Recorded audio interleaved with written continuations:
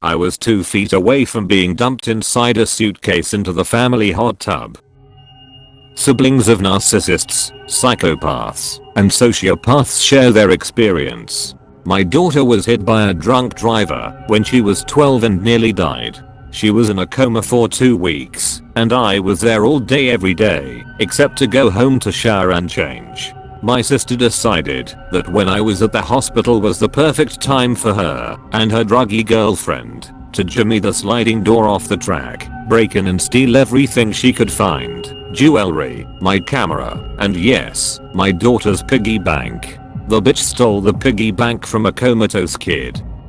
My sister has never been diagnosed with narcissism or a personality disorder other than OCD, but when we were younger she often enjoyed telling people, before I met them, that I had a difficult relationship with the truth, so that they wouldn't want to be around me. I had the reputation of a liar and no friends for most of my preteen years, and she was popular in our homeschool group until she left and got into high school. After she left, I still didn't have friends, but neither did she, and she blamed me for it during her frequent temper tantrums. She would throw things, scream, cry, and threaten me with kitchen knives on a pretty regular basis. All of a sudden, the year that I turned 17, and she turned 21, the tantrums stopped, and she got engaged.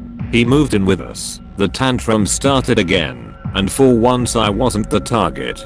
The worst fight there had happened when she caught him looking at a photo of a bikini model, which she considered cheating. She hit him full force with an open palm, and when our mum saw, she threatened to kick her out if she hit him again. They got married, moved out, and divorced within a year of him enlisting in the army. Brother believes the world is his oyster, and that friends and family and loved ones are his to control and exploit. He told a girl they are dating, and she should buy him a car and take him out for dinner. Brother has also tried to burn down our childhood home thrice because mom didn't give him the things he wanted. We were poor, and he knew that, but he honestly believes that he gets what he wants because that's how it should be.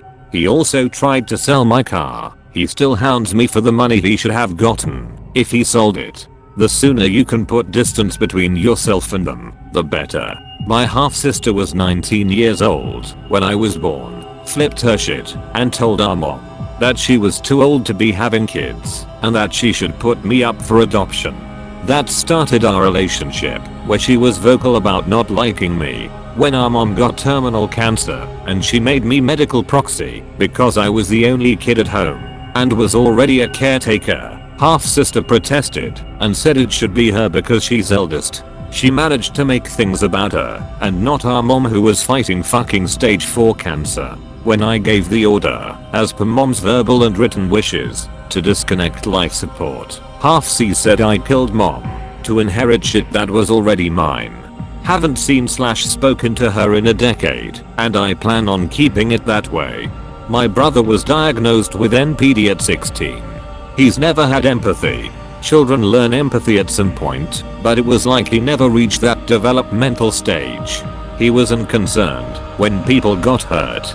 He hit and bullied others in school to get what he wanted. Doctors, therapists, medication.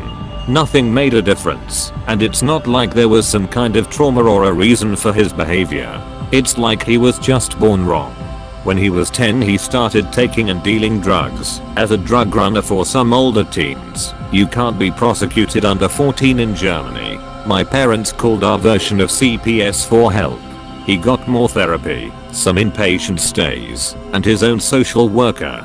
He stole my dad's car when he was 12 and got picked up by the cops. He got his first charges at 14, drugs and assault.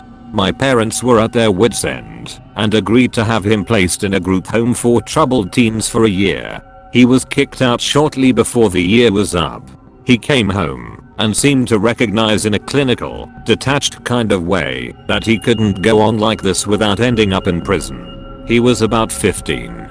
He started being less violent, but he had insane delusions of grandeur and needed everyone to comply with whatever he wanted. If they didn't, he lashed out. My parents still made him go to therapy.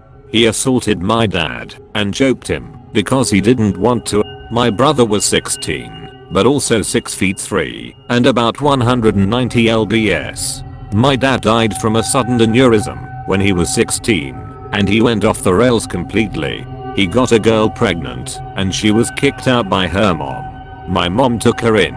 The girl was not a bad person, just had some issues, so it wasn't that surprising that she'd date my brother, who could be charming if the situation demanded it. He beat her up at our house a couple months later while she was still pregnant. That was the last straw for my mom. She kicked my brother out. We helped the girl to find an apartment for her and the baby. Unsurprisingly, my mom caved a short while later and let my brother move back in. He seemed to think he was the head of the household. My parents never married, so my father's modest possessions went to me and my brother instead of my mom, and that included the car my dad bought a year before he died. It was the first brand new car he ever bought, a small one, but he was proud of it. My brother made my mom sell it so he could get his half of the money. It wasn't even a fucking expensive one, and my mom was devastated to lose my dead dad's little car. I was 20 then. My brother was 17. He was verbally abusive and basically tortured my mom mentally. He threatened to hit me on a daily basis whenever I didn't do something or give him something he wanted. He also threatened to kill me a couple of times. On a particular bad day he told my mom that he'd have no trouble to get a couple guys to run her off the road when she went out.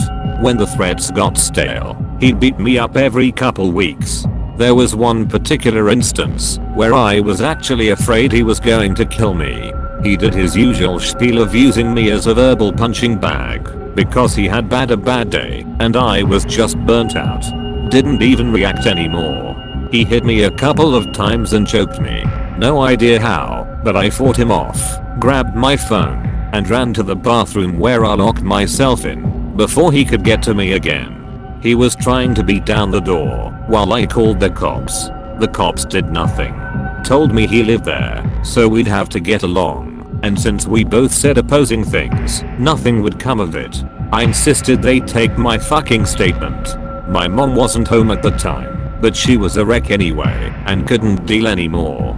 A couple days later, my aunt came to visit for a couple of days. My brother was his charming, manipulative self for her. My aunt tried to pressure me into not pressing charges, since apparently I gave myself the dozens of bruises and contusions I had, as my brother had told her. I was severely suicidal at that point, and gave my mom an ultimatum, me or him. She kicked him out again. He came back a year later, and I moved out for college immediately.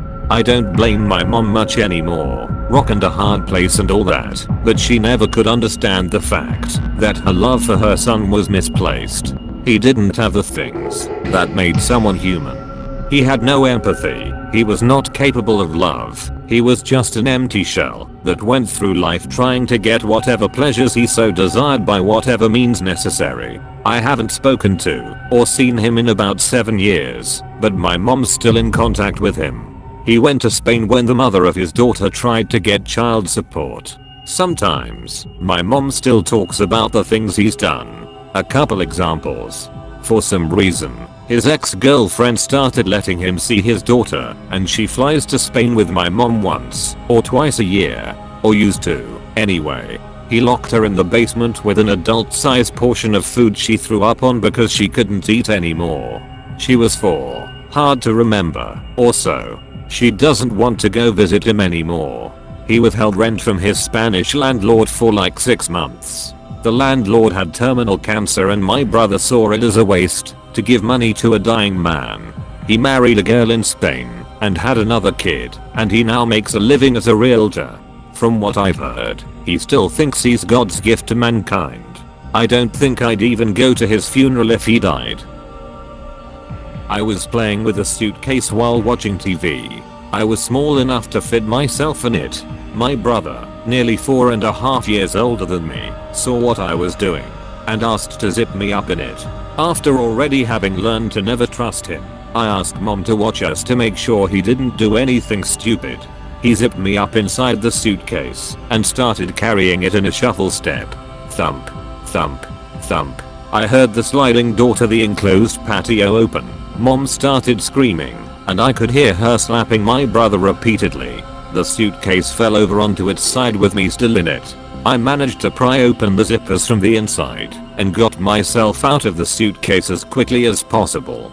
Mom was still slapping at my brother, screaming why. I was 2 feet away from being dumped inside a suitcase into the family hot tub. He laughed and said that I would have floated. What's the big deal? So, yeah, that's what it was like growing up with a sociopath. If you liked the video, make sure to like, comment your story down below, and subscribe.